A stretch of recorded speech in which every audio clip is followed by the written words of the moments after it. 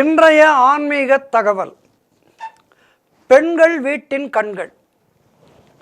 பெண்கள் இல்லாத எந்த ஒரு காரியமும் நமக்கு வெற்றியை தராது. ஒரு மனிதனுடைய வெற்றிக்கு பின்னால் அவனுடைய இல்லாள் இருக்கின்றாள். இல்லாள் ஒருத்தி இல்லையே அந்த வீட்டிலே சுபிக்ஷம் இருக்காது. பெண் என்பவள் அந்த சக்தி தேவியனுடைய அம்சம். ஆகவே ஒரு பெண் இல்லை என்றால் அந்த வீட்டிலே வெளிச்சம் இருக்காது. அதனால்தான் விளக்கேற்றுவதற்கு ஒரு பெண் வேண்டும் என்று சொல்வார்கள். காரணம், ஒரு இல்லம் பிரகாசமாக இருக்க வேண்டும், அடுத்த தலைமுறை வளர வேண்டும், சிறப்பானதாக இருக்க வேண்டும் என்றால் ஒரு இல்லத்திலே பெண் என்பவள் கொண்டாடப்பட வேண்டும். அதனால்தான் வீட்டிற்கு விளக்கேற்றுவதற்கு ஒரு பெண் வேண்டும் என்று சொல்வார்கள். விளக்கேற்றுதல் என்பது வெறும் அந்த தீபம் மட்டும் அல்ல, அந்த வீடு விளங்க வேண்டும். ஒரு வீட்டை விளங்க வைப்பதற்கு பெண் வேண்டும். அதனால்தான் பெண்கள் நம்முடைய சனாதன தர்மத்திலே கொண்டாடப்படுகின்றார்கள். சக்தி தேவியாக, அலைமகளாக, கலைமகளாக, துர்கா தேவியாக, பாலாவாக என எப்படியோ நாம் பெண்களை கொண்டாடுகின்றோம். பெண்கள் இல்லாத வாழ்க்கை என்பது பாலைவனம். ஆக பெண்களை நாம் இப்படி கொண்டாடுகின்றோம். இன்றைக்கு நாம் காண இருப்பதும் பெண்களை பற்றித்தான். ஆனால் இந்த பெண்களால் தான் மிகப்பெரிய காரியங்கள் எல்லாம் நடைபெற்றது. மகாபாரத போர் நடந்ததல்லவா? இந்த மகாபாரத போருக்கு மூல காரணம் சில பெண்கள் தான். அவர்கள் நினைத்திருந்தால் பாரத போரை தடுத்து நிறுத்தியிருக்கலாம். ஆனால் அவர்கள் நினைக்கவில்லை. அவர்கள் அப்படி நினைக்காததால் பாரத போர் உருவாயிற்று. முதலாவது பெண் சத்தியவதி. சத்தியவதி தன்னுடைய பேராசையின் காரணமாக அதர்மத்தை கடைபிடித்து போருக்கு முக்கியமான காரணமாக ஆனாள். எப்படி? ராஜா சந்தனுவுக்கும் கங்காதேவிக்கும் முதலிலே திருமணம் நடைபெற்றது. தேவவிரதன் அதாவது பீஷ்மர் என்ற மகன் அரியணைக்கு காத்திருந்தான். இந்நிலையிலே படகோட்டும் மீனவ பெண் சத்தியவதியின் மீது சாந்தனு காதல் கொண்டான். சாந்தனு காதல் கொண்டது அவனுடைய தவறுதான். சாந்தனுவை நியாயப்படுத்தவில்லை. ஆனால் சத்தியவதிக்கு சாந்தனுவை மணக்க ஒரு கண்டிஷன் போட்டான். அது என்ன? சத்தியவதி என்ன ஒரு கண்டிஷனை போட்டாள் என்றால், தனக்கு பிறக்கும் வாரிசுகள் மட்டுமே அஸ்தினாபுரத்தை அரசாள வேண்டும்.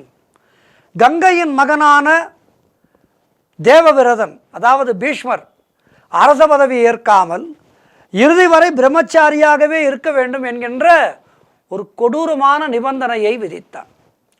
அதனை தேவவிரதன் ஏற்றுக்கொண்டு தன்னுடைய தந்தையின் திருமணத்திற்கே சம்மதித்தான். ஆக மிக உயர்ந்த இடத்திலே அந்த பெண்ணை காட்டிலும், அதாவது பெண்கள் உயர்ந்தவர்கள் என்று சொல்வார்கள், அந்த பெண் குலத்தை காட்டிலும் உயர்ந்தவனாக நின்றார் பீஷ்மர். சத்தியவதிக்கு பிறந்த இரு மகன்களும் அரச பதவியை அடையும் தகுதி இல்லாமல் இருந்தனர். முதல் மகன் சித்ராங்கதன் இறந்து விட்டான். இரண்டாவது மகன் விசித்திர வீரியன் அரசனானான். அம்பிகா, அம்பாலிகா என இரு பெண்களை மணந்தாலும் கருவுறும் முன்பே விசித்திர வீரியனும் இறந்து விட்டான். இந்த நிலையிலே தர்மப்படி சத்தியவதி தேவவிரதனை அரசாள சொல்லி இருக்கலாம். ஆனால் அவள் தன் குலம்தான் அரசாள வேண்டும் என்கின்ற பேராசையை விடவே இல்லை. தன்னுடைய இரண்டு மகன்கள் இறந்து போன பிறகும் கூட பேராசை பிடித்தவளாக இருந்தாள். மருத்துவத்திலே வல்லமை பெற்ற வியாசர் மூலம் இறந்த விசித்திர வீரியனின் விந்தணுக்களை பாதுகாத்து அரசிகளின் கருப்பையிலே செலுத்தி கருவுற வைத்தாள். அதாவது முதல் செயற்கை கருவூட்டல் முறையை 5000 ஆண்டுகளுக்கு முன்பே வியாசர் அறிந்திருந்தார். இதிலிருந்து ஒன்று நமக்கு புலப்படுகின்றது, நம்முடைய சனாதன தர்மம் என்பது எல்லா விதத்திலும் உயர்ந்ததாக இருந்திருக்கின்றது. வியாசர் அப்படி ஏற்படுத்திய இந்த கருவின் மூலம் இரு மகன்கள் பிறந்தார்கள். அதிலே ஒருவன் திருதராஷ்டிரன். அந்த இருவர் திருதராஷ்டிரன், பாண்டு. அரசாள தகுதி பெற்றிருந்தாலும் திருதராஷ்டிரனுடைய பேராசையால் பாண்டு வனவாசம் புகுந்தான். சத்தியவதி திருதராஷ்டிரனுடைய பேராசையை தடுக்கவில்லை. இது பாரத போரினுடைய மூல காரணமாக அமைந்தது. அன்றைக்கு சத்தியவதி திருதராஷ்டிரனை கண்டித்து அவன் ஆசை தவறு என்று சொல்லி இருந்தால் இந்த போர் மூண்டிருக்காது.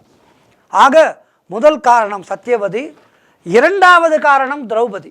பாரத போருக்கு மூல காரணமே திரௌபதியின் மீதான வன்மம் தான். திரௌபதி ஒரு முறை துரியோதனனை உன்னுடைய தந்தையைப் போல நீயும் பார்வையற்றவனோ என்று ஏளனம் செய்தான். அதற்கு மோசமான முறையிலே பழிவாங்குவதற்கு துரியோதனன் காத்திருந்தான். சந்தர்ப்பம் கிடைத்ததும் சபையிலே துகிலுரிய ஆணையிட்டான்.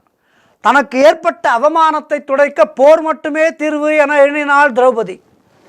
கிருஷ்ணர் சமாதானம் செய்ய முயற்சி செய்தாலும் திரௌபதியினுடைய சபதப்படி அனைத்து கௌரவர்களையும் கொன்று துரியோதனனின் தொடையை பிளந்து அந்த இரத்தத்திலே தான் என்னுடைய கூந்தலை அள்ளி முடிய வேண்டும் என்று சபதமேற்றார். அந்த சபதம் இரண்டாவது காரணம். ஆக மகாபாரத போர் மூழ்வதற்கு இரண்டாவது காரணம் திரௌபதி. மூன்றாவது காரணம் குந்தி தேவி. பாண்டவர்களுடைய தாயான குந்தியும் மகாபாரத போருக்கு முக்கியமான காரணமாக இருந்தவளாகிவிட்டார். பாண்டு அரச பதவியை திருதராஷ்டிரனிடம் விட்டு கொடுத்து குந்தி மற்றும் மாத்ரியுடன் வனவாசம் வந்தான். பாண்டுவும் மாத்ரியும் இறந்த பிறகு அவள் பாண்டவர்களுடன் வனவத்திலே இல்லாமல் ஹஸ்தினாபுரத்துக்கு வந்து அரண்மனையிலே தங்கிவிட்டாள். தனக்குத்தான் ராஜ்யம் என்று துரியோதனன் நினைக்கையிலே போட்டியாக பாண்டவர்கள் வந்தது சிறு வயதிலேயே அவனுடைய மனதிலே வன்மத்தையும் விஷத்தையும் வளர்த்து விட்டது. ஆக இவளும் ஒரு காரணமாக மாறினாள், அதாவது மாத்ரி குந்தி. நான்காவது காரணம் காந்தாரி. குந்திக்கு 3 மக்களும் மாத்ரிக்கு 2 மக்களும் பிறந்த விஷயம் கேட்டு காந்தாரி தன்னுடைய வயிற்றிலே துடைப்பத்தால் அடித்து கொண்டாள். இதனால் அவளுடைய கரு 100 துண்டங்களாக உடைந்தது. அந்த உடைந்த துண்டங்களை எல்லாம் குடுவையிலே இட்டு வளர்த்து உயிர் கொடுத்தனர். அந்த 100 பேரும் பாண்டவர்கள் மீது பொறாமை கொண்டனர். காந்தாரி கௌரவர்களை நல்வழிப்படுத்தாமல் விட்டுவிட்டாள்.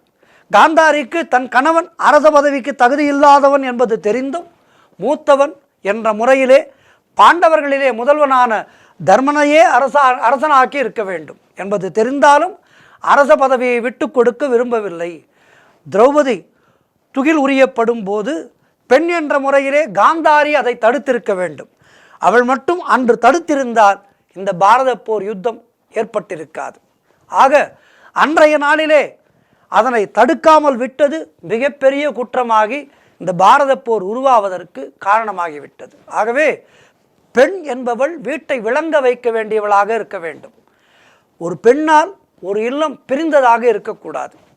ஆக எத்தனையோ 1000 ஆண்டுகள் ஆகிவிட்டாலும் இன்றைய நாளிலேயும் நாம் மகாபாரதத்தை பற்றி பேசுகின்றோம். மகாபாரத யுத்தம் உருவாவதற்கு காரணமான இவர்களை பற்றியும் பேசுகின்றோம். இவர்களிடம் இந்த நால்வரும் கெட்டவர்கள் இல்லை.